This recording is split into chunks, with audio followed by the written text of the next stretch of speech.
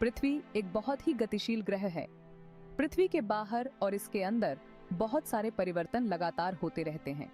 3 अलग-अलग परतें हैं जो पृथ्वी के आंतरिक भाग का निर्माण करती हैं।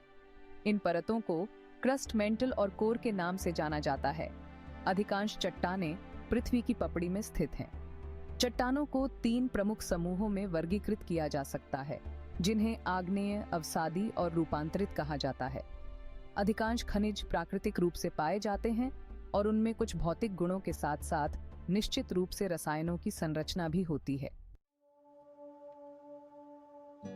विभिन्न संकेंद्रित परतें जो पृथ्वी का निर्माण करती हैं। ये संकेंद्रित परतें एक दूसरे के अंदर होती हैं। क्रस्ट मूल रूप से वह परत है जो सबसे ऊपर होती है और यह सभी में से सबसे पतली होती है।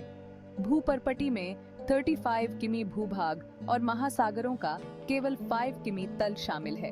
भूपर्पटी पर अधिकांश महाद्वीपीय भूभाग को बनाने वाले घटक एल्यूमिना और सिलिका हैं। इसलिए इसे सीएल के नाम से जाना जाता है।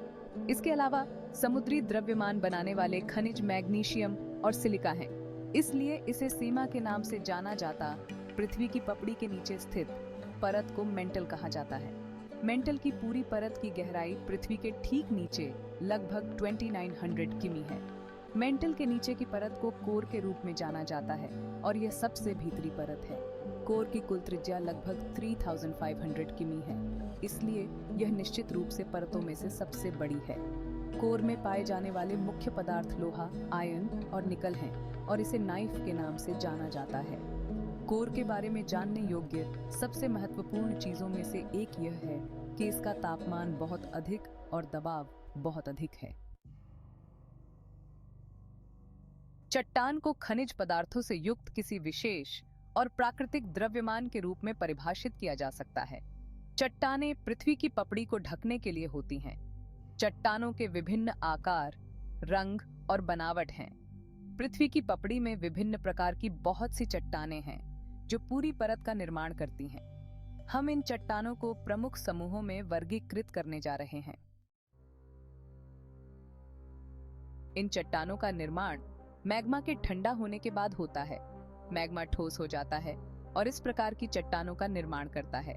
आग्नेय चट्टानें प्राथमिक चट्टानें हैं।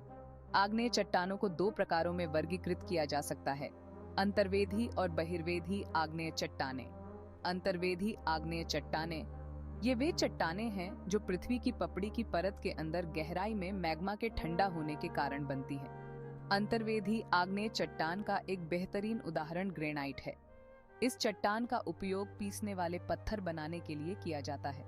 बहिर्वेधी आग्नेय चट्टानें ये चट्टानें पृथ्वी की सतह पर मैग्मा के बाहर आने के तुरंत बाद ठंडी होने के कारण बनती हैं। बहिर्वेधी आग्नेय चट्टान का ऐसा एक उदाहरण बेसाल्ट होगा।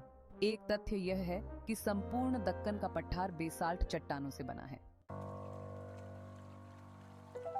अवसादी चट्टानें ये वे चट्टानें हैं जो नीचे गिरने, एक दूसरे से टकराने और टूटने के बाद छोटे छोटे टुकड़े बनने के बाद बनती हैं। इन टुकड़ों को तलछट के रूप में जाना जाता है और ये पानी और हवा द्वारा उचित रूप से स्थानांतरित होकर एक निश्चित स्थान पर जमा हो जाते हैं। तलछटी चट्टानों का एक उदाहरण बलुआ पत्थर है। रूपांतरित चट्टानें तलछटी और आग्नेय चट्टानें जब अत्यधिक दबाव और गर्मी के अधीन होती हैं, अक्सर रूपांतरित चट्टान में बदल जाती हैं। चूना पत्थर का संगमरमर में बदलना और मिट्टी का स्लेट में बदलना इसके कुछ उदाहरण हैं। वह संपूर्ण प्रक्रिया प्रोसेस जिसके माध्यम से चट्टानें एक रूप से दूसरे रूप में बदलती रहती हैं, चट्टान चक्र के रूप में जानी जा सकती है।